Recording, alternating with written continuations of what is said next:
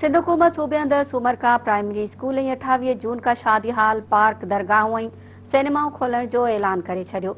वॾे वज़ीर मुराद अली शाह चयो आहे त अवाम SOPs ते अमल करे कोरोना खां बची सघे थो। वज़ीर आला हाउस कराची में वॾे वज़ीर मुराद अली शाह जी सदारत हेठि कोरोना टास्क फोर्स जो इजलास थियो, जंहिंमें कोरोना सूरत हाल ऐं वैक्सीन खोट बाबति ग़ौर वीचार कयो वियो। इजलास में 21 जून खां सूबे अंदर पहिरें खां 5 जमायत जा क्लास शुरू करण जो ऐलान कयो वियो ऐं 28 जून खां शादी हाल पार्क दरगाहों ऐं सिनेमाऊं खोलण जो फ़ैसिलो कयो वियो। इजलास में ॿुधायो वियो त कोरोना वायरस जी पखेड़ जी शरह 3.9% रहिजी वई आहे। केसनि में घटिताई थी रही आहे। कराची में केसिस जी शरह 8.8% ऐं हैदराबाद में 4.3% आहे।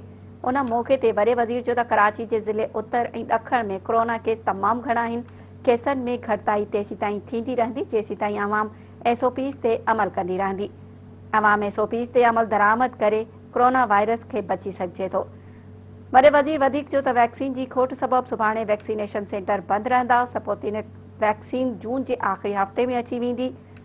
1.5 मिलियन साइनो वैक्सीन जा डोज़ 21 जून ते पहुची वेंदा। कसाइनो जा 7 लख डोज़ 23 जून ते मिलंदा, जॾहिं त पाक वीक जा 4 लख डोज़ 23 जून ते मिलंदा।